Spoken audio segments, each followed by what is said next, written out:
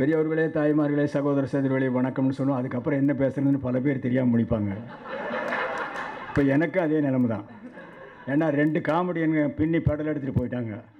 2 பேருமே மிகப்பெரிய காமெடியன். மதிப்புக்குரிய சத்யராஜ் இந்த விழாவுக்கு வந்திருக்கிறதுக்கு சந்தோஷம். சிவகார்த்திகேயனுக்கு வந்து சந்திருக்கோம். அப்புறம் டாக்டர் போட்டால் எல்லோரும் கெஞ்சி கெதறி சைடில் நின்று கேட்டு வாங்குவாங்க.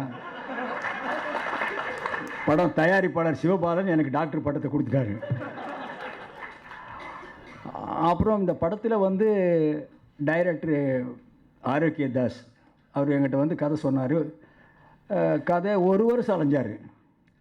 என்கிட்ட வருவார், போவார், கதையை சொல்லுவார். நான் ஒரே ஒரு நாள் சொன்னேன், முன்னாலேயும் விட்டுருங்க பின்னாலேயும் விட்டுருங்க, நடுவே 2 லைன் சொல்லுங்கள் அப்படின்னு. அவர் நடுவே 2 லைன் இந்த படத்தில் வரும் செம படம் 6 அடி தாய்மடி திட்டம்னு ஒரு மேட்டர் சொன்னார். அதை கேட்டுட்டு நான் ஒத்துக்கிட்டேன். சரி, நீங்கள் டைரக்டர் ப்ரொடியூசர் யாருன்னு? டாக்டர் சிவபாலன் அப்படின்னு. அவர் அழைச்சிட்டு வாங்க அப்படின்னு. அவர் அழைச்சிட்டு வந்தாங்க. சார் உங்களுக்கு கதை பிடிச்சிருக்கா? எனக்கு பிடிச்சிருக்குன்னு கேட்டேன். எனக்கு பிடிச்சிருக்கு, நீங்கள் எடுக்கிறீங்களா? எடுக்கிறேன் அப்படின்னாரு.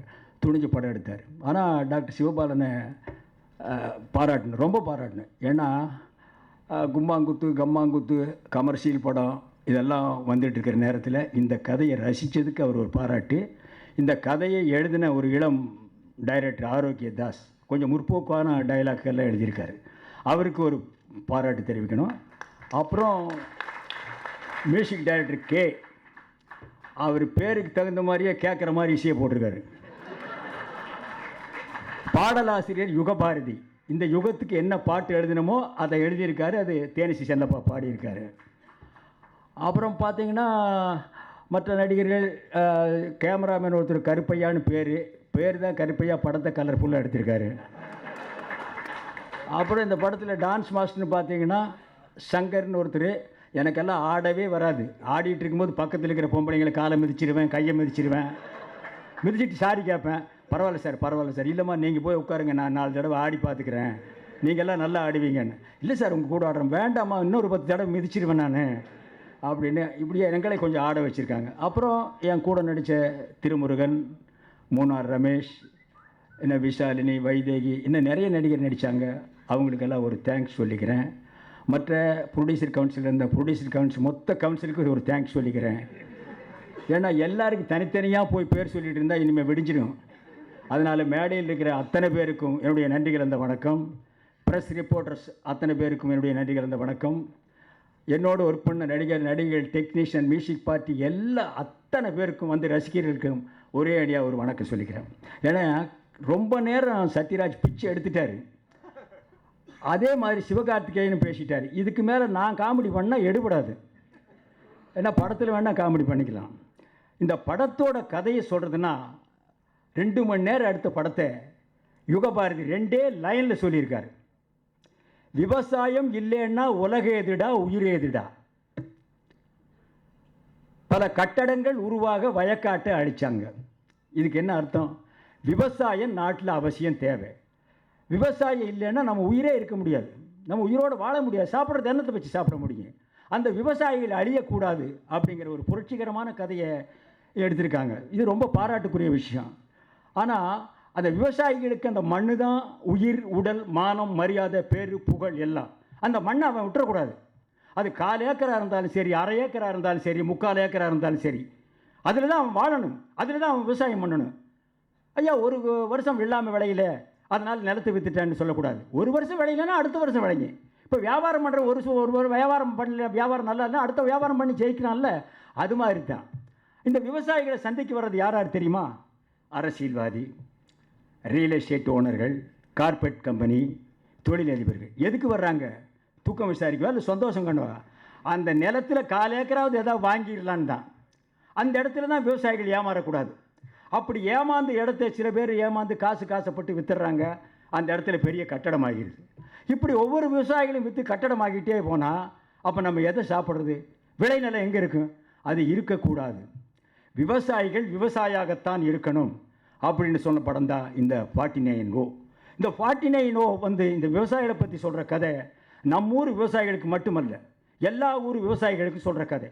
அது மட்டுமல்ல, இந்தியா விவசாயிகளுக்கு மட்டுமல்ல, அது இங்கிலாந்து விவசாயியாக இருந்தாலும் சரி, அமெரிக்கா விவசாயியாக இருந்தாலும் சரி, ஆப்பிரிக்கா விவசாயியாக இருந்தாலும் சரி, விவசாயி தான். அதில் என்ன ஒரு சேஞ்சு? அமெரிக்காவில் ஜீன் பேண்ட் போட்டு விவசாயம் பண்ணுவோம், நம்ம ஊரில் வேட்டி கட்டிட்டு விவசாயம் பண்ணுறோம். அதுதான் சேஞ்சு. அது நெல் விளை வைக்கிறவனாக இருந்தாலும் சரி, கொள்ளு விளை வைக்கிறவனாலும் சரி, கோதுமை விளை வைக்கிறவனாக இருந்தாலும் சரி, உலகத்தில் எந்த மூலையில் ஒரு விவசாயின்னு ஒருத்தர் இருந்தானோ அவன் நிலத்தை காப்பாற்றணும். அப்போ தான் மக்கள் வயிறார வாழ முடியும், வயிறார சாப்பிட முடியும். அதுதான் 49O. அந்த 49O படத்துக்கு இது பலதரப்பட்ட மக்கள் பார்க்கலாம். இதில் சொல்லுவாங்க ஏ கிளாஸ் படங்க, பி கிளாஸ் படங்கன்னு. இது ABCDEF இஜெட் வரைக்கும் பார்க்கலாம். இல்லை, எல்லாத்த கிராமத்துக்கும் பிடிக்கும், சிட்டிக்கும் பிடிக்கும். அப்படிப்பட்ட படம் தான் 49O. 49O this best movie. இது ஒரு நல்ல படம், எல்லாரும் பார்க்க வேண்டிய படம்.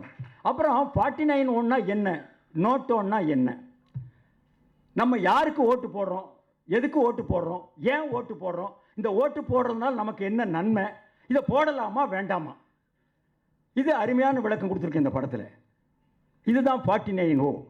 49O this is best movie.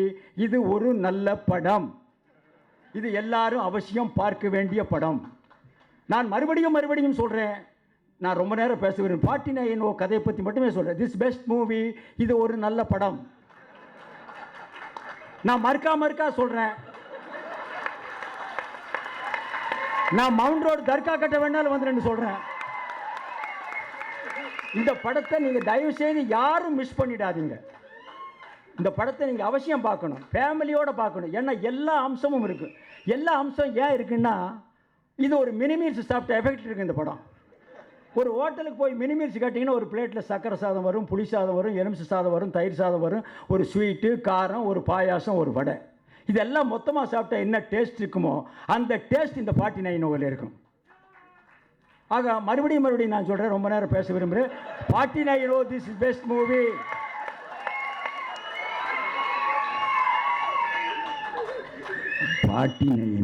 This is best movie. இது ஒரு நல்ல படம். 49O this is best movie. இது ஒரு நல்ல படம். மிஸ் பண்ணாம எல்லாரும் பாருங்க. வந்திருக்கிற அத்தனை பேருக்கும் வணக்கம், நன்றி. லைஃப்பில் ரொம்ப கஷ்டமான டைம் எது அப்படின்னு கேட்டிங்கன்னா, இப்போ இங்கே உட்காந்து அந்த அரை மணி நேரம் தான். சார் பக்கத்தில் உட்காந்துட்டு இப்படி திரும்புறதுக்குள்ளே ஒரு பஞ்ச் அடித்து முடிச்சிடுறாரு. என்னால் சிரிக்கவும் முடியல, கண்ட்ரோல் பண்ணவும் முடியல. ஆக்சுவலாக இப்போ நடந்த இவ்வளோ பேர் பேசினதில் சார் கலாய்க்காமல் விட்டது வந்து லாஸ்ட்டாக பேசின ஐயா மட்டும்தான்.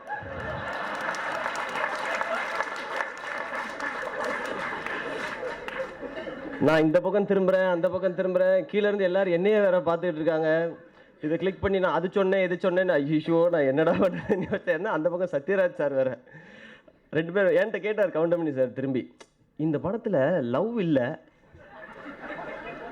மக்கள் வருவாங்களா அவங்க கேட்டு. சத்யராஜ் சார் சொல்கிறாரு, அதனால கண்டிப்பாக வருவாங்க.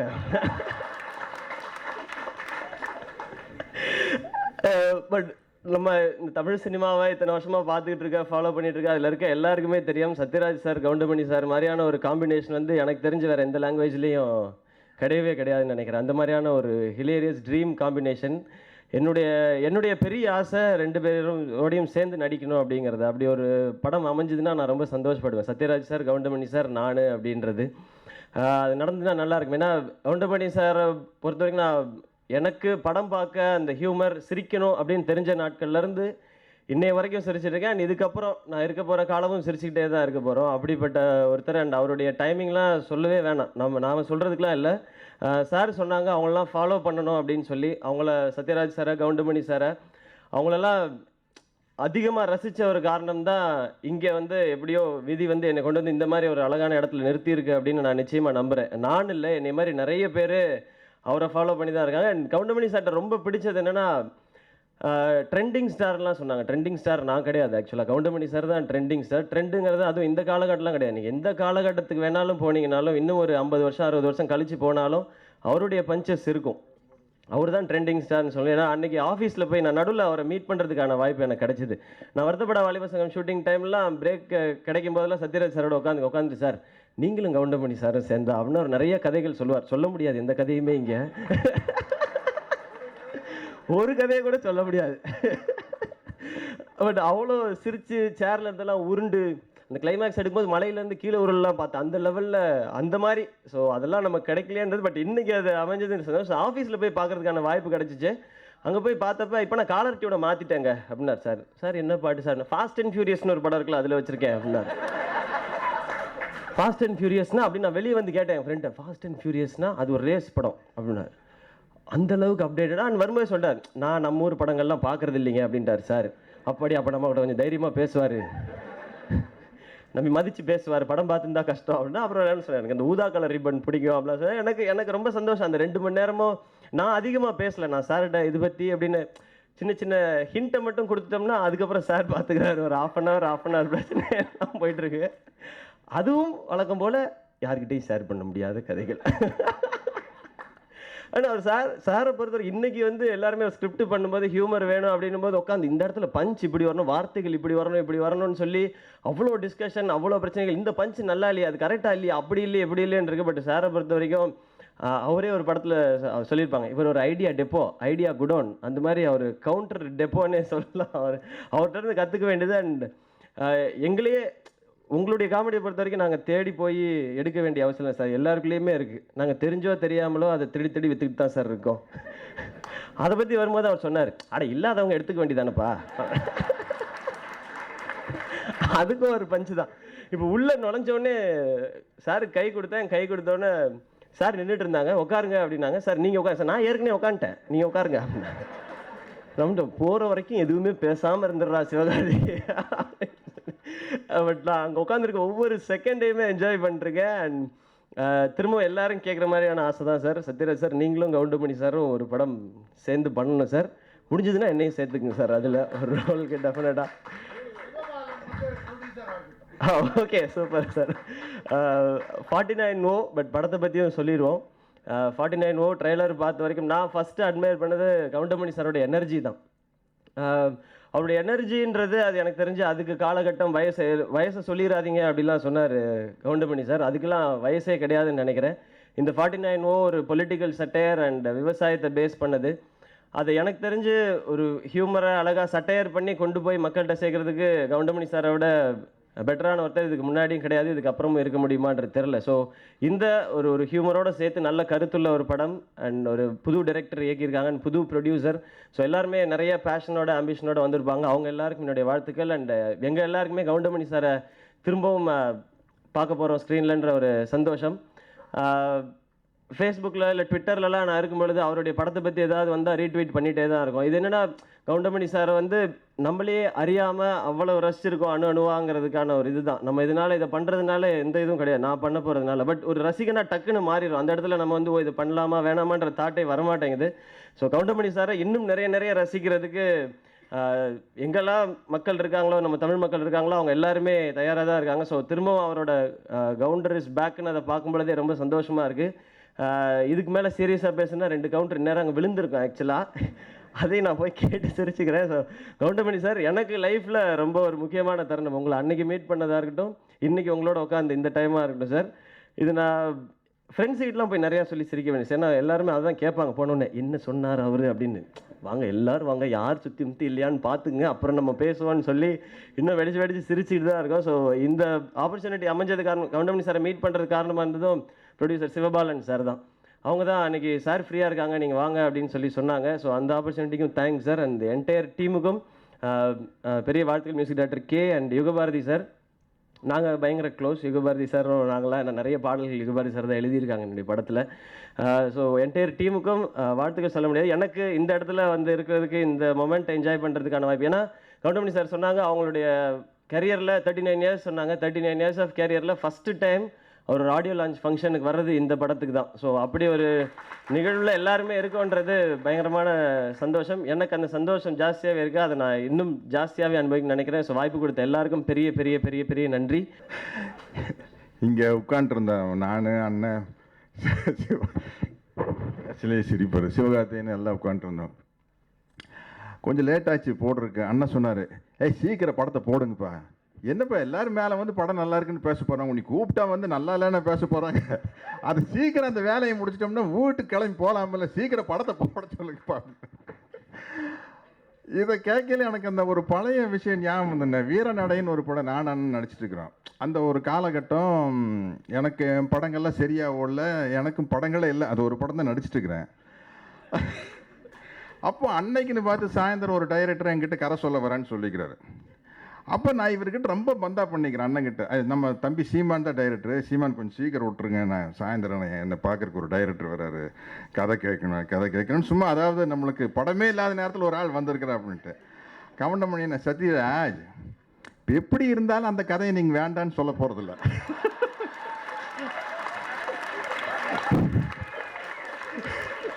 ஏன்னா நம்மளுக்கு கண்ணு கட்டின தூரத்துக்கு வேற எவனும் வரல. நீங்க எப்படி இருந்தாலும் கதவை சாத்தி தாள் போட்டுட்டு தான் அந்த கதையை தாக்க போறீங்க. ஏன்னா அவன் எந்திரிச்சு போயிட்டான்னு வச்சுங்களேன், நம்மளுக்கு வேற படம் இல்லை. அதனால எதுக்கு இவ்வளவு ஃபில்டர் போடணும்னு எனக்கு சிரிப்பு தாங்க முடியல. சிரிச்சிட்டே இருக்கையில் அசிஸ்டன்ட் டைரக்டர் வந்து ஷார்ட் ரெடி அப்படின்னாரு. வர முடியாது போப்பா அப்படின்னாரு. Sir shot ready sir. வர முடியாதியா, இருக்கிறது ஒரே படம், இதையும் நடிச்சு தீர்த்தோம்னா அடுத்து நாங்கள் எங்கே போகிறது? நாங்கள் நிறுத்தி நிதானமாக தான் ஷார்ட்டுக்கு வருவோம், அவ்வளோ சீக்கிரம் வந்துட முடியாது. இந்த மாதிரி வந்து பக்கத்தில் உட்காந்துருக்கல அவர் பேசிக்கிட்டே இருப்பார். இந்த படம் முதல் நாள் ஷூட்டிங் முடிஞ்சோடனே, அந்த முதல் நாள் ஒரே நாள் தான் படம் ஷூட்டிங் எடுத்திருப்பாங்க. நைட்டு போய் அந்த ரஷ் போட்டு பார்ப்பாங்க டைரக்டர் தான், ஆள் பேர் சொல்ல மாட்டேன். ரஷ் ஒரே ஒரு நாள் எடுத்த சீனை போட்டு பார்த்துட்டு அடுத்த நாள் அந்த டைரக்டர் வந்து செட்டுக்கு வரையில் தெய்வமகன் சிவாஜி சார் ரேஞ்சுக்கு நடந்து வர்றாரு. அப்படி கமண்டமணியை நம்ம நடை பாருங்க. ஒரே ஒரு நாள் ரஷ்ல இந்த படத்தை பற்றி ஏதாவது தெரியுமா? இந்த படம் ஓடுமா ஓடாதான்னு கண்டுபிடிக்க முடியுமா? மொத்த படத்தை பார்த்தாலே தெரிய மாட்டேங்குது. ஒரு நாள் ரஷ்ஷை பார்த்துட்டு இவன் நடைய பாருங்க அப்படின்னாரு. அவர் வந்து அந்த டைரக்டர் வந்து கொஞ்சம் பேண்ட் இன் பண்ணல, கொஞ்சம் மேலே தூக்கி இன் பண்ணுவார். இவர் சொன்னார், இவனுக்கு சட்டைக்கு 1/2 மீட்டர் எடுத்தால் போதும், பேண்ட்டுக்கு தானே 3 மீட்டர். இதெல்லாம் வந்து இது வந்து சும்மா ரொம்ப சீக்கிரட்டான அழகா வண்டி போதியா கண்டே பிடிக்க முடியாது. இது ஒன்றும் இப்போ இப்போ நகைச்சுவை சூப்பர் ஸ்டார்னு சொன்னாங்களே, இன்னைக்கு யூடியூப்பில் வந்து அண்ணன் தான் சூப்பர் ஸ்டார். அண்ணன் தான் சூப்பர் ஸ்டார். யாரை கலாய்க்கிறதுனால அவரை வச்சு தான் கலாய்க்கிறாங்க. இப்போ வந்து யூடியூப்பில் வந்து ஒரு பெரிய ட்ரெண்டாக போயிட்டு இருக்குது. இந்த பாகுபலி படத்தில் கட்டப்பா ஏன் பாகுபலியை குத்துனாரு அப்படிங்கிறது ஒவ்வொருத்தரும் ஒவ்வொன்று சொல்கிறாங்க. நரேந்திர மோடி பிரதம மந்திரி எல்லாம் கேட்குறாரு பிரபாஸ் கிட்ட அப்படின்ட்டு. அதை நீங்கள் நல்லா கவனித்து பார்த்தீங்கன்னா அது நைட் எஃபெக்ட்டு. அண்ணன் மூஞ்சி போட்டு கமெண்ட் போட்டிருக்குது, ஏய் நைட்டில் கண்ணு தெரியாமல் குத்திட்டான்ப்பா ஆளை மாற்றி, நைட்டில் கண்ணு தெரியாமல் ஆளை மாற்றி குத்திட்டான்ப்பா, இதை போய் ஒரு பெரிய மேட்டராக பேசுறீங்களா அப்படின்ட்டு. ஏதோ ஒரு படத்தினுடைய ஸ்டில்லை போட்டு ஐயோன்னு கத்துற மாதிரி ஒரு ஸ்டில்லை போட்டு அதை போட்டிருந்தாங்க. அதான் பக்கத்தில் உட்காந்துட்டு சிவகார்த்திகேயன் வந்து அநியாயத்துக்கு ரசிகர். நாங்கள் வருத்தப்படாத வாலிய விஷயத்தில் அந்த இன்டர்வல் இந்த ஷார்ட்டுக்கு நடுவில் இதே தான் கேட்டிருப்பார். அதாவது படத்தில் வர சீன் இல்லை, அது அவருக்கு அத்துப்படியே தெரியும். ஷார்ட்டுக்கு நடுவில் என்னென்ன நடந்தது அப்படின்ட்டு. நல்ல வேளை அதை எதையுமே சொல்லவர், எதையுமே சொல்லாத வரைக்கும். ஏன்னா எதையுமே சொல்ல முடியாது. இது இப்போ நான் சொன்ன பாருங்க, இந்த 1/2 மீட்டர் சட்டை 3 மீட்டர் பேண்ட், இதுதான் உள்ளதுக்குள்ள ஒரு அளவுக்கு வெளியே சொல்லலாம். இதை தாண்டி சொல்ல முடியாது. நாங்கள் பொள்ளாச்சியில் ஒரு படத்தில் ஷூட்டிங்கில் இருந்தோம். பக்கத்தில் ஒரு ஷூட்டிங்கு, அந்த படத்தினுடைய டைரக்டரே ஹீரோ ஆகிட்டார். அவருக்கு எங்கள் செட்டுக்கு வந்தார். எங்களை பார்த்தோன்னு வெக்க, அவர் ஹீரோவை நடிக்கிறது. ஏன்னா நாங்கள் போனதுக்கப்புறம் கலாய்ப்போம்னு கண்டிப்பாக தெரியும். அப்படியே ஷையாக வந்து நின்னார். நின்னொன்னே என்ன கமெண்ட் பண்ணினா, என்னப்பா ஹீரோவை நடிக்கிற மாதிரி இருக்குது அப்படின்னாரு. ஆமாண்ணே, ஆக்சுவலாக எனக்கு பெரிய இன்ட்ரெஸ்ட் இல்லைண்ணா. நான் ஒரு ஸ்கூல் ஃபங்க்ஷனுக்கு போனேன். அந்த ஸ்கூல் பசங்கள்லாம் வந்து நம்மளை வந்து நீங்களும் கூட அழகாக இருக்கிறீங்க, ஏன் சார் நடிக்கக்கூடாதுன்னு கேட்டாங்க. அதனால தான் சார் நடிக்கிறேன் அப்படின்னாரு. ஆடா அது பிளைண்ட் ஸ்கூலாக இருக்கும்பா.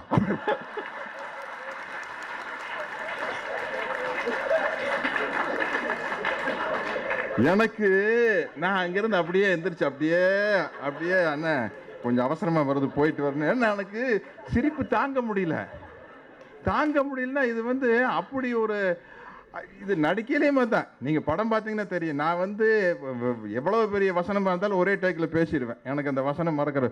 ஆனால் இவர் கூட நடிக்கையில் வந்து ஒரு 10 டேக்கு, கடைசியில் அந்த நடிப்பையே சிரிப்பாக மாற்றி வேறு வழியில். இந்த பிரம்மா படத்தில் நாங்கள் 2 பேரும் என்னமோ கலாய்ச்சிட்டு இருப்போம். அப்போ இந்த மதர், அது ஒரு கான்வென்ட் ஸ்கூல், அந்த வாட்ச்மேன் சொல்ல அப்புறம் சார் சார் பேசாம சார் மதர் வராருங்க அப்படின்னு சார். யாருங்க நம்ம அம்மாங்களா அப்படிம்பாங்க.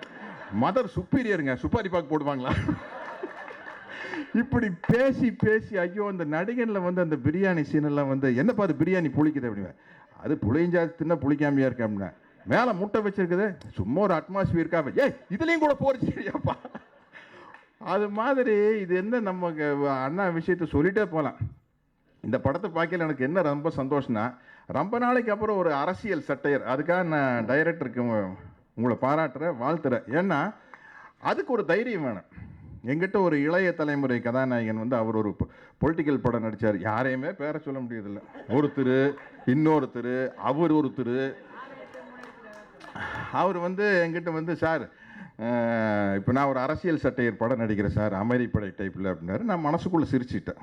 ஏன்னா அமைதிப்படை மாதிரி படம் எடுக்கிறதுக்கு மறுபடியும் மணிவண்ணன் தான் பிறந்து வரணும். தயவு செஞ்சு எந்த டைரக்டர் தப்பாக நினச்சிக்காங்க, தெரியாது. அந்த அரசியல் ஆழம் வந்து மணிவண்ணனுக்கு தான் தெரியும். ஆமாம், நான் சொன்னேன் சரி எப்படி எல்லாரையும் விட்டு கலாய்க்கிறீங்களா, எல்லா அரசியல் கட்சி தலைவர்களையும் எல்லாம் நான் சொன்னேன் எல்லாரையும் விட்டு கலாய்ச்சிருங்க, அப்போ தான் யாருமே கோச்சிக்க மாட்டாங்க. நீங்கள் ஒருத்தர் கலாய்ச்சி ஒருத்தர் கலாய்க்கலைன்னா கோச்சு எல்லாரையும் விட்டு கிண்டல் பண்ணு. ஐயா யாரையும் கிண்டல் பண்ணல சார், அது ஒரு டைப்பான அரசியல் படம். நான் அப்போ நினச்சேன் இந்த படம் ஊற்றிக்க அப்படின்ட்டு, நான் ஊற்றுன்னு நினச்சேன். ஆனால் அதை செம ஊற்றுச்சு. ஏன்னா ஒரு அரசியல் படம்னா அதை பேசுகிறதுக்கு வந்து தைரியம் வேணும். நம்ம வந்து இவங்க கோச்சுக்குவாங்க அவங்க கோச்சுக்குவாங்கலாம் பார்க்கவே கூடாது. நம்ம அரசியல் படம் எடுக்கணும்னா எல்லா தலைவரையும் விட்டு வாங்கினு வாங்கிடணும். வாங்கினதுக்கப்புறம் நேரில் பார்க்கல ஐயா சாமி மன்னிச்சுங்கன்றணும். மாற்றி மாற்றி பழகி போட விடுதேன். நான் பேசவே மாட்டேங்க, மணிவண்ணன் தான் பேசுங்கன்னு வம்பு பண்ணாருங்க, அதனால தாங்க பேசினேன். மணிவண்ணன் பார்க்கல ஐயோ நான் அந்த வசனத்தை எழுதவே இல்லைங்க, உங்களுக்கு தெரியும் இல்லைங்க, சத்யராஜ் சொந்தமாக 4 வசனம் பேசுவார், எல்லாம் அவர் பேசுனதானுங்க. இல்லை சார் நாங்கள் தான் மைல்டாக எடுக்கலான்னா கமெண்டமணியானது அவன் கிடக்குறானுங்க, அவனுக்கு என்ன கிழிச்சிருவானுங்களா அப்படின்னு தூண்டி கொடுத்தாருங்க. எனக்கு இந்த வசனம் பார்க்கல இந்த மண்ணெண்ணெயெல்லாம் கூட ஈஸியாக கிடைக்கும். என்ன எம்எல்ஏ வந்து ஈஸியாக கிடைக்கும், மண்ணெண்ணெய் தான் கிடைக்கிறது கஷ்டம். எனக்கு பழைய ஃப்ளாஷ்பேக் ஞாபகம் வந்துருச்சு. தாய் மாமன் படத்தில் நான் ஏதாச்சும் ஒரு வேலைக்கு போனால் தான் எனக்கு கல்யாணம் பண்ணிக்குவேன்னு கதாநாயகி மீனா சொல்லிடுறேன். சரி என்ன வேலைக்கு போகலான்னு யோசிப்போம். என்ன நான் படிக்கலை.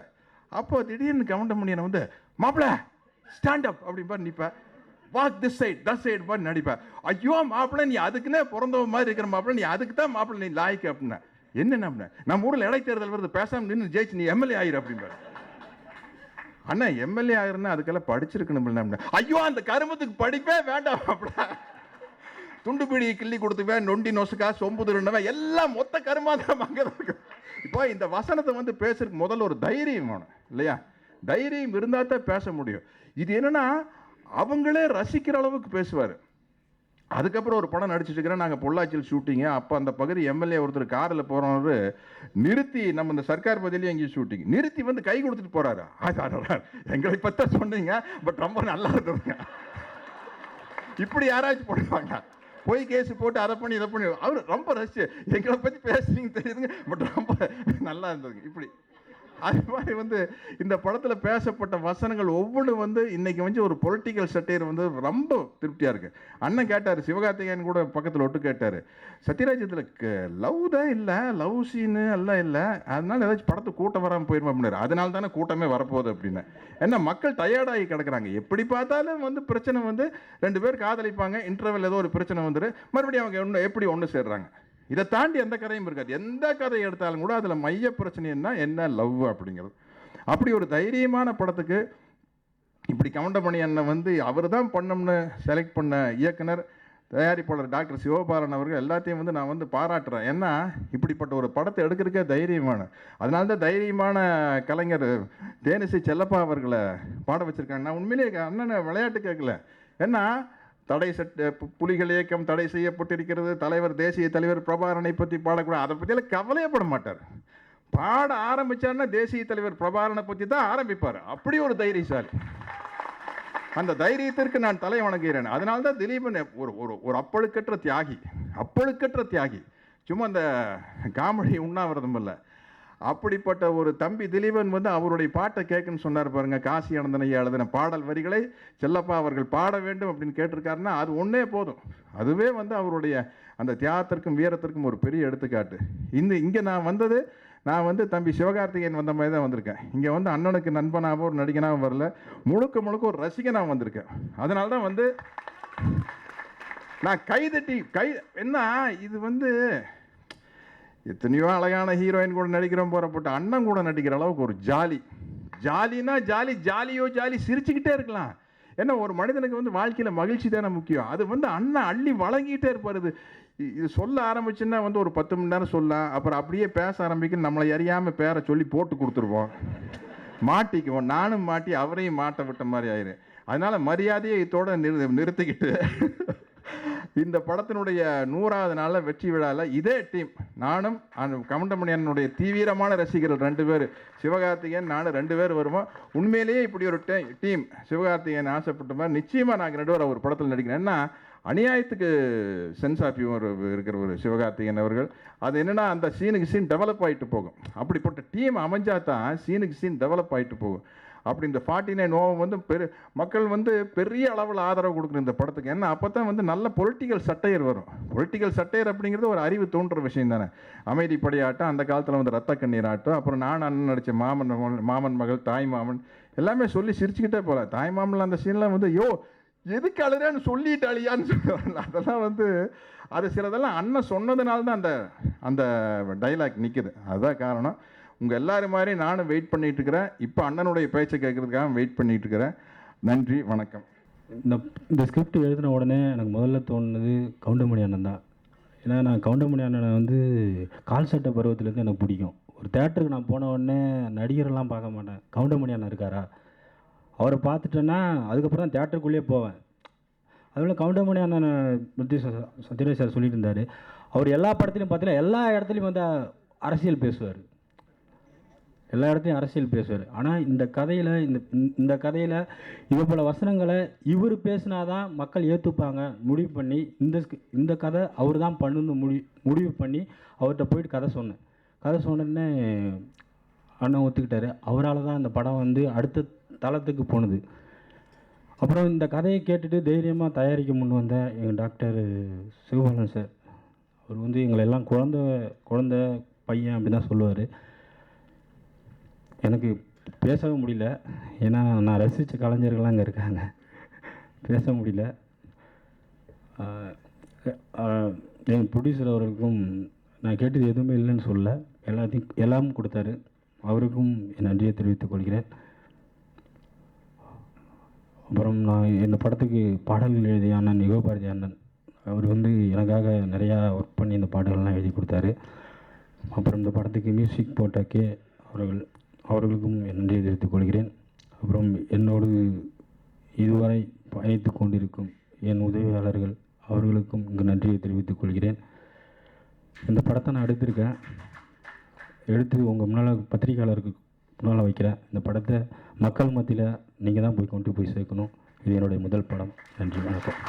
மன்னனை வாங்குறதை விட எம்எல்ஏ ஆகிறது ஈஸி அப்படின்னு சொல்லக்கூடிய ஒரு அரசியல் சூழலில் தான் இந்த படம் வருகிறது. முழுக்க முழுக்க ஒரு அரசியல் பொலிட்டிக்கல் சட்டையர் என்று சொல்லக்கூடிய ஒரு அரசியல் நையாண்டி திரைப்படம் தான். ஆனாலும் மக்களுடைய பிரச்சனைகளை பேசக்கூடிய ரொம்ப ஒரு வலுவான படமாக இது வந்திருக்கிறது. இந்த விழாவில் நிறைய பேர் பேச இருப்பதனால் நான் ரொம்ப சுருக்கமாக சில விஷயங்களை மட்டும் சொல்லிவிட்டு விடைபெறலாம் என்று நினைக்கிறேன். இந்த படத்தினுடைய இயக்குனர் ஆரோக்கிய தாஸ், அவர் வந்து கௌதம் மேனன் இடம் உதவியாளராக இருந்தவர். ஆனால் முற்றிலும் கௌதம் மேனனிடமிருந்து ஒரு வித்தியாசமான ஒரு கதைக்களத்தை தேர்ந்தெடுத்து இந்த படத்தை அவர் வந்து பண்ணியிருக்கிறார். இந்த கதையை முதலில் அவர் என்னிடம் சொல்லும்போது, இந்த படத்தில் யார் கதாநாயகனாக நடிப்பது என்று அவர் சொன்ன உடனேயே முதல்ல கவுண்டமணி சார் அப்படின்னு சொன்னோடனே மிக சிறப்பாக இருக்கும் அப்படின்னு நினச்சோம். இன்றைக்கி அந்த படத்தில் பார்க்கும்பொழுது அது 100% வந்திருக்கு. ஒவ்வொரு வசனத்தை அவர் உச்சரிக்கிற பொழுதும் இந்த ஒரு பத்திரிகையாளர் சந்திப்பிலேயே இவ்வளவு அரங்க மதிர கைத்தட்டுகள் எழுகிற பொழுது திரையரங்கத்தில் எப்படி இருக்கும் என்பதை நம்மால் யூகிக்க முடிகிறது. மிக சிறப்பாக வரும் என்பதில் சந்தேகமில்லை. இந்த படத்தினுடைய இசையமைப்பாளர் அவரை பற்றி சொல்லணும். அவர் ஒரு நகரத்திலே பிறந்து வளர்ந்தவராக இருந்தாலும் கூட ஒரு மண்ணிசையை, ஒரு மக்களுக்கான பாடலை அவர் எவ்வளோ தத்ரூபமாக அதை செய்திருக்கிறார் அப்படிங்கிறது வந்து ரொம்ப இந்த பாடல்களை நீங்கள் கேட்குற பொழுது உங்களுக்கு உணர முடியும். அதே மாதிரி இந்த படத்தின் சிறப்பு அப்படின்னு சொல்லும்பொழுது எப்படி கவுண்டமணி சார் சொல்கிறோமோ அதே மாதிரி இந்த பாடல்களினுடைய சிறப்பு அப்படின்னு சொன்னாக்க ஐயா தேனிசை செல்லப்பா அவர்கள் இந்த படத்திலே ஒரு பாடல் பாடியிருக்கிறார். தலைவர் பிரபாகரன் அவர்கள் விரும்பி கேட்கக்கூடிய ஒரே ஒரு குரல் என்றால் அது தேனிசை செல்லப்பாவின் குரல் என்பது எல்லோருக்கும் தெரியும்.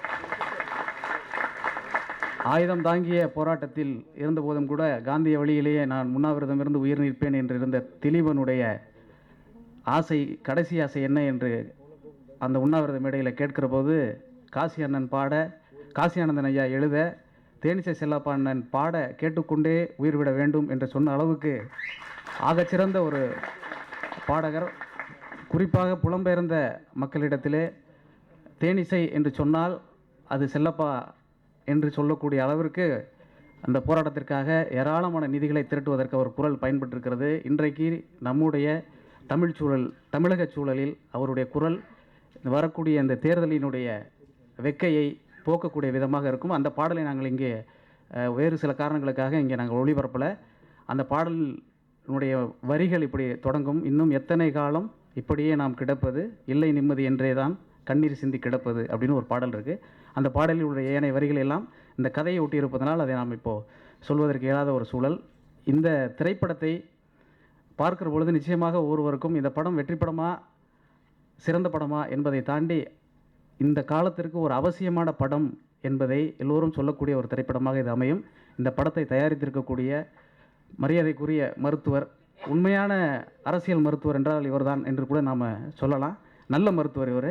இந்த படத்தை தயாரிக்க முன் வந்திருக்கிறார். அவரை நான் இந்த நேரத்தில் நன்றியோடு நினைவு கூறுகிறேன். அதே மாதிரி இந்த படத்தினுடைய நிர்வாக தயாரிப்பை மேற்கொண்ட தம்பி மணிமாறனையும் சொல்ல வேண்டும். அந்த மணிமாறன் இல்லை என்றால் இந்த படம் இவ்வளவு தூரத்திற்கு இந்த அரங்கத்திற்கு வந்திருக்காது. அவரை நான் மனமாற வாழ்த்துகிறேன். வழக்கம்போல் இங்கே கீழே அமர்ந்திருக்கிற போது கவுண்டமணி ஐயா அவர்கள் சொன்னார்கள், என்னத்தை பேசிவிடப் போகிறீர்கள், இந்த படம் நன்றாக இருக்கிறது என்று தானே பேசுவீர்கள் என்று சொன்னார். அதே மாதிரி இந்த படம் நன்றாக இருக்கிறது என்று சொல்வது மட்டும்தான் இந்த விழாவுடைய நோக்கம். இந்த படம் நன்றாக இருக்கிறது. நன்றி, வணக்கம். 49 ஓஹோ என்று தமிழ் மக்களால் வரவேற்கப்படுகிற ஒரு படமாக அமையும். இதை நான் இங்கே அடித்து சொல்லுகிறேன். நம்முடைய மருத்துவர் ஐயா சிவபாலன் அவர்கள், நீங்கள் தைரியமாக இருங்கள், நிச்சயமாக இந்த படம் ஓடும். அதை நான் லண்டனிலே ஏப்ரல் மாதம் 10ஆம் தேதி சென்னையை விட்டு புறப்பட்டு ஜூலை மாதம் 5ஆம் தேதி வரை 15 கச்சேரிகள் நடத்தினேன். என்னன்னா லண்டன் சிட்டியிலனா ஒரு 2 கச்சேரி தான் தாங்கும்.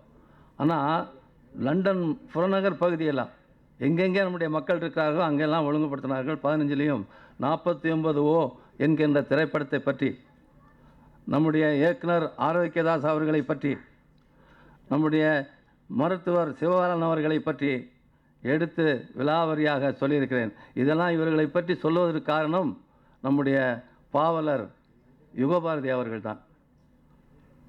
ஒரு முறை திடீரென்று தொலைபேசி வந்தது, வருகிறேன் என்றார். சரி, இப்போ பாவலர் வராரே, கவிஞர் வராரேன்னு நாங்கள்லாம் குடும்பத்தை துடிப்பாக இருந்தோம். அதுக்கான உணவெல்லாம் தயார் பண்ணி வச்சுருந்தோம். வந்த உடனே ஒரு பாடலை கொடுத்தாரு. இந்த பாட்டு நீங்கள் பாடணுன்னாரு.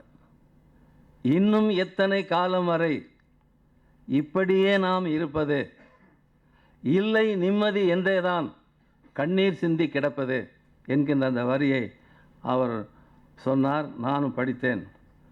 ஆமாம், இது எதுக்கு தனியாக ஏதாவது நம்ம பண்ணலாமே, நான் பல ஆயிரக்கணக்கான பாடல்கள் பாடியிருக்கிறேன். அந்த மாதிரி இது நம்முடைய இனத்துக்காக உள்ள பாடலாக இருக்க, நான் பாடுறேன்னா. இல்லை 49 திரைப்படத்தில் நம்முடைய நகைச்சுவை அரசன் கவுண்டமணி அவர்களுக்காக நீங்கள் பாடணுன்னார். தயவு செஞ்சு நான் திரைப்படங்களிலே பாடுவதை தவிர்த்து விட்டேன்.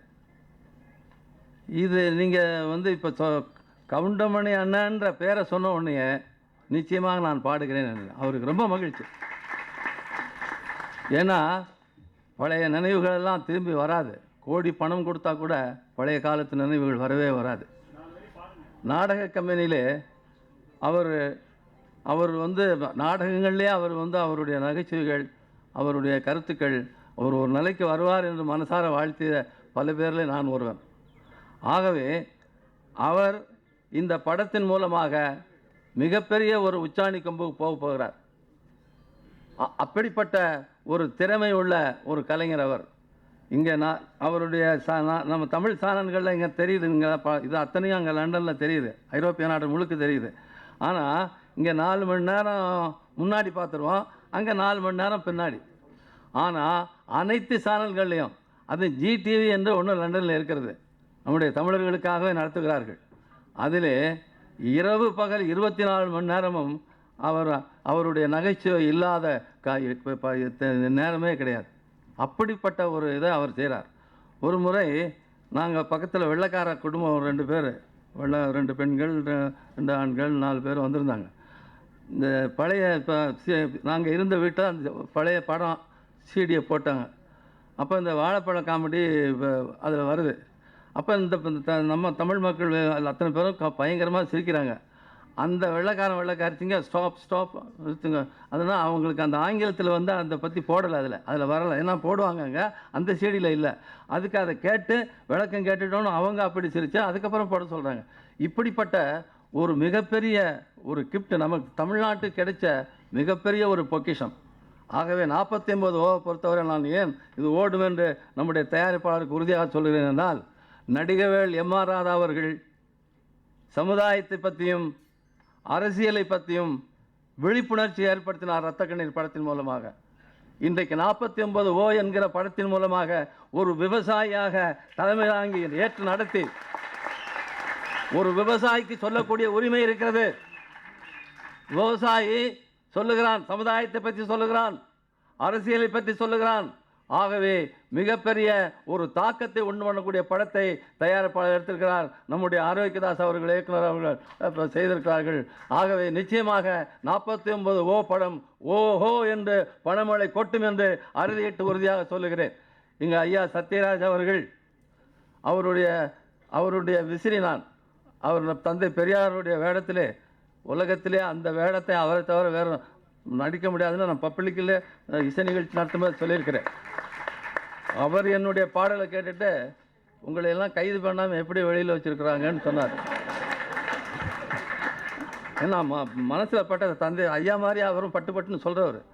ஆகவே இப்படிப்பட்ட ஒரு புரட்சி தமிழன், இப்படிப்பட்ட ஒரு மிகப்பெரிய ஒரு நகைச்சுவை அரசன் இன்றைக்கு வந்து இந்த விழாவிலே தமிழ் மக்கள் பெருவிழாவாக கலந்து இந்த படத்தை வெற்றிகரமாக நாம் ஓட்டுவோம். என்னை பொறுத்தவரையிலே லண்டனிலே நான் முன்கூட்டியே சொல்லிட்டேன். அடுத்து இங்கே நம்முடைய ஈன மக்களுக்கு சொல்லிக் கொண்டிருக்கிறேன். நிச்சயமாக வெற்றி பெறும். உங்களுடைய வாழ்த்துக்களோடு விடைபெறுகிறேன். நன்றி, வணக்கம். டுடே இஸ் மை லக்கி டே. ரொம்ப ரொம்ப ஹாப்பியாக இருக்குது. சின்ன வயசில் நம்ம எல்லோரும் பார்த்துருப்போம் கவுண்டமணி சாரோட காமெடி அண்ட் ஸோ மெனி. எனக்கு சரியாக பேச வரல டக்குன்னு. ரொம்ப ரொம்ப ரொம்ப ஹாப்பியாக இருக்குது. ஏன்னா எல்லா படத்துலேயும் மேடையில் ஏறும்போது ஒரு மேஜிக், இந்த மாதிரி ஒரு மேஜிக் நம்மளுக்கு நடக்குது அப்படின்னு தோணும், ஒரு சின்ன விஷயம். அது இந்த மேடையிலையும் இருக்குது கண்டிப்பாக. அண்ட் இந்த மேடையில் அதோட பெரிய ரீசன் என்னென்னா, நம்ம ஒரு பாயிண்டில் கூட நினச்சி கூட பார்த்துருக்க மாட்டேன் நான் இந்த மாதிரி ஒரு லெஜெண்டோட ஒர்க் பண்ணுவேன்னு. இந்த சான்ஸ் கொடுத்த producer Sivabalan sir, director Arokiyadas and கவிஞர் யுகபாரதி, இவங்களுக்கு என்னோட நன்றியை தெரிவிச்சுக்கிறேன். ரொம்ப ரொம்ப சந்தோஷமாக இருக்குது. Thank you so much. தேங்க்யூ. கவலைகள், சிந்தனைகள், மன உளைச்சல்கள், இந்த 3த்தையும் தவிர்க்கிறதுக்கு மருந்துகள். நாங்கள் வந்து கவலைப்பட்டால் தூக்க மாத்திரை எழுதி கொடுக்கலாம், ஸ்லீப்பிங் டோஸு. தூங்கிட்டு அடுத்த நாள் காலையில் திருப்பியும் கவலைப்பட்டால் நாங்கள் ஒன்றும் செய்ய முடியாது. அதனால் என்னென்னா, அதுக்கு அவங்க பேஷண்ட்ஸ் கிட்ட நான் என்ன சொல்லுவேன்னா, போயிட்டு நல்லா டெய்லி காலை சாயங்காலம் வந்து காமெடி சேனலில், இல்லை நைட்டு படுக்கிறதுக்கு முன்னாடி காமெடி சேனலில் நல்ல காமெடி சீன்ஸ் எல்லாம் பார்த்து வாய் விட்டு சிரிங்க. அதுதான் உங்களை டென்ஷனை குறைக்கிறதுக்கு ஒரு வழி. அப்படி பார்க்கும்போது கவுண்டமணி சாரோடைய சீன்ஸ் எல்லாம் வந்து என்னை பொறுத்த வரைக்கும் ஒரு மருந்து மாதிரி தான். ஸோ அவரே இன்டைரக்டாக சொல்லப்போனால் அவர் கவுண்டமணி சாரே டாக்டர் கவுண்டமணி தான். டாக்டர் அவர் ஒரு மருத்துவர் தானே. இந்த படம் வந்து போன எலெக்ஷன்லேயே முடிச்சு கொடுக்கறதுக்காக தான் நாங்கள் எல்லாம் பண்ணோம். பட் சில காரணங்கள்னால அது முடிக்க முடியாமல் போனதுனால அது அந்த டைமில் ரிலீஸ் பண்ண முடியல. அதுக்கப்புறம் எனக்கு கரெக்டான டைம் இதுதானான்னு எனக்கு சரியாக படலை மனசில். அதனால் கொஞ்சம் காலம் வெயிட் பண்ணி பொறுமையாக கொண்டு வரலாம் அப்படிங்கிறதுனால தானே தவிர வேறு எந்த ஒரு காரணங்களும் இல்லை. இப்போ அதுக்கான களம் வந்திருக்குன்னு நினைக்கிறேன். அதனால் இந்த படத்தை வந்து செப்டம்பர் 17ஆம் தேதி விநாயகர் சதுர்த்தி அன்னைக்கு ரிலீஸ் பண்ணுறோம். கிட்டத்தட்ட 1984 நான் வந்து படம் எடுத்துகிட்டு இருக்கிறேன். யார் படத்துலேருந்து நான் பலமுறை கவுண்டர் சாரை பார்த்து கேட்கும்போதெல்லாம் என் படத்தில் பண்ணுங்க, நானும் தானே உங்கள் மாதிரி ஆள் அப்படின்னு கேட்பேன். ஏவிஎம்லாம் நிறைய தடவை பேசியிருக்கிறேன். பட் எனக்கு தான் பாக்கியம் இல்லை அவரை வச்சு படம் பண்ணுறதுக்கு. உண்மையிலே சிவபாலன் ரொம்ப கொடுத்து வச்சுருக்கிறாரு. சாதாரணமாகவே மாநகர மக்கள்னு சொல்லும் போதே அரங்கம் அதிரம், ஆர்ப்பாட்டம் தொடரும். அப்படிப்பட்டவர் நீண்ட இடைவெளிக்கு பின் 49 ஓக்கு வந்திருக்கிறாரு. ஓஹோன்னு இந்த படம் வெற்றி அடைய வாழ்த்து விடைபெறுகிறேன். நன்றி, வணக்கம். கவுண்டமணி சார்னாலே அவருடைய குரல், ஒரு பாணி, கலாச்சாரத்தில் வேறு யாரும் அவருக்கு ஈடு இல்லை. என்னுடைய படங்களில் இந்தியன் காதலர் தினம் 2 படத்தில் நடித்தார். இந்தியன் படம் நான் தமிழ், தெலுங்கு, ஹிந்தி எல்லா மொழியும் டப் பண்ணி ரிலீஸ் பண்ணேன். எனக்கு ராம்கோபால் வர்மா இந்த படம் பார்த்துட்டு ஹிந்தியில் ஒர்க் அவுட் ஆகுது, ஏன்னா தமிழ் காமெடியன்ஸ் வந்து அங்கே ஏற்றுக்க மாட்டாங்கன்னு சொன்னார். நான் சொன்ன சேலஞ்ச் பண்ணி தெலுங்கில் வந்து இந்த மாதிரி கோட்டா சீனிவாசராவ், பாபு மோகன் வச்சு வாய்ஸ் வச்சு டப் பண்ணோம். ஹிந்தியில் வந்து லக்ஷ்மிகாந்த் பெர்டே, ஜானி லிவர் வச்சு நான் டப் பண்ணேன். டெஃபினட்டாக படம் ஹிட் ஆகும்னு சொல்லி சொன்னேன். அந்த மாதிரி படம் ரிலீஸ் ஆன பிறகு சூப்பர் ஹிட் ஆச்சு. அவரே வந்து நீங்கள் தான் கரெக்டானு சொன்னார். அந்த மாதிரி தமிழில் மட்டும் இல்லை, தெலுங்குலேயும் ஹிந்திலையும் இந்த படம் இருக்குது. அதே மாதிரி காதலர் தினம் நடித்தார். நடுவில் காணோம். இப்போ மீண்டு நாள் கழித்து திருப்பி அவரே ஹீரோவை இந்த படத்தில் நம்ம எல்லோரும் பார்க்க போகிறோம். இந்த படம் வெற்றின்னு நினைக்கிறேன். இந்த 49 ஓவை பற்றி பேசுகிறதுக்கு முன்னாடி 39க்கு ஒரு ஓ போடுவோம். அவர் நடிக்க வந்து 39 வருஷம் ஆச்சு.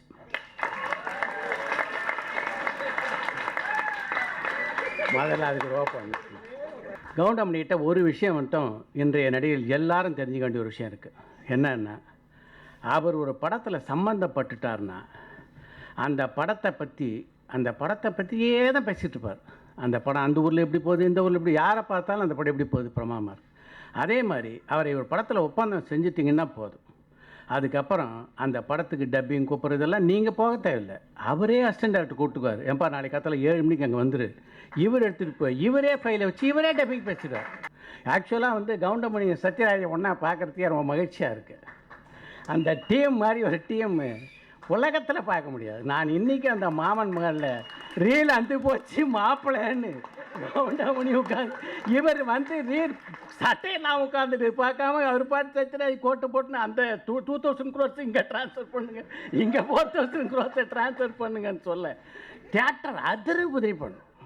அதே மாதிரி இன்றைய இளைஞர்கள் மத்தியில் வந்து கவுண்டமணிக்கு இருக்க வரவேற்பு என்னன்றது சமீபத்தில் அவருடைய பிறந்தநாள் அன்றைக்கி நான் தெரிஞ்சுக்கிட்டேன். என்னுடைய டாக்டர் வந்து கவுண்டமணியோட பெரிய ஃபேன். உலகத்திலே ஃபோட்டோ எடுத்துக்கணும்னு ஆசைப்பட்டது ஒரே ஆள் கவுண்டமணியோட மட்டும்தான். அதனால் இந்த பிறந்த நாள் கவுண்டமணி வீட்டு கூப்பிட்டு போயிருந்தேன். 2 பேரும் ஃபோட்டோ எடுத்துட்டாங்க. அந்த ஃபோட்டோ அதுக்கப்புறம் அந்த ஃபோட்டோவை என்னுடைய ஃபேஸ்புக்கில் போட்டேன். நானும் என் ஃபேஸ்புக்கில் இந்த பக்கம் திரும்பி அந்த பக்கம் திரும்பி மேலே பார்த்து கீழே பார்த்து எல்லா பக்கமும் ஃபோட்டோ போட்டிருக்கேன். ஒரு 500 பேர் 600 பேருக்கு மேலே லைக்கே பண்ண மாட்டானுங்க. ஃபோன் பண்ணி சொன்னால் கூட கவுண்டமணி ஃபோட்டோ போட்ட அந்த ஃபேஸ்புக் படம் மட்டும் 3800 லைக். அந்த ஒரு பிரிண்ட் அவுட் உங்களுக்கு அனுப்புகிறேன் நாளைக்கு. ஆக இன்றைய இளைஞர்கள், அதாவது ஃபேஸ்புக்கில் யார் இருக்காங்கன்னு உங்களுக்கு தெரியும். அதில் யாரும் தாத்தா பாட்டி சித்தப்பா பெரியப்பாலாம் கிடையாது, எல்லாம் பசங்க தான். எல்லா இளைஞர்களும் விரும்புகிறாருங்க அப்படின்றது வந்து அது ஒரு உதாரணம். இன்றைக்கி நம்ம சிவகார்த்திகேயனை பற்றி உங்களுக்கு சொல்ல தேவையில்லை. இந்த தமிழ் திரையுலகில் வந்து ஒரு மிக நல்ல இடத்துல வந்து மிகவும் விரும்பப்படுகிறான்னா ரசிகர்களாலும் இண்டஸ்ட்ரியாலும் 2 பேராலும் விரும்பப்படுற ரசிகர் ஒரு நடிகராக இருக்கிறது ரொம்ப கஷ்டம். ரசிகர்கள் விரும்புவாங்க, உள்ளே இருக்கவங்க பார்த்தா என்னப்பா இந்த ஆளோட பெரிய குடைச்சல்னு. அது ரெண்டும் இல்லாமல் 2 பேரால் விரும்பப்படுற நடிகராக இருக்க சிவகார்த்திகேயன்லாம் வந்து கவுண்டமணிய தீவிர ரசிகர். அதனுடைய ஃபுட்டோன்ஸ் வர்றதுனால தான் அந்த ஃப்ளார் வந்து இருக்குது. கவுண்டமணி மாதிரி ஒரு சிறந்த ஒரு நகைச்சுவை நடிகரை பார்க்கவே முடியாது. இந்த 49 ஓவை பொறுத்த வரைக்கும் இப்போ இங்கே வந்திருக்கு. இந்த 49 ஒரு ட்ரெய்லர் கூட எனக்கு தெரியாது. ஆனால் இங்கே சத்யராஜா இருக்கட்டும், சிவகார்த்தி எல்லாரும் வந்தது என்னென்னா, இந்த கவுண்டமணி நடித்த இந்த படம் மாபெரும் வெற்றி பெற வேண்டும் என்ற பிரார்த்தனை தான் எல்லாருக்கும். இந்த படம் வந்து வெற்றி அடைய வேண்டும் அப்படின்றது வந்து எல்லாருக்கும் வந்து இன்ட்ரெஸ்ட் இருக்குது. அந்த ஒரு பிரார்த்தனைக்காக தான் இந்த இடத்துல வந்திருக்கோம். இந்த படம் நிஜமாக பெரிய வெற்றி பெற்று ஆரோக்கியதாஸ் அவர்களுக்கும் சிவபாலன் அவர்களுக்கும் மிகப்பெரிய பெயரை கொடுக்க வேண்டும் என்று வாழ்த்தி விடைபெறுகிறேன். வணக்கம்.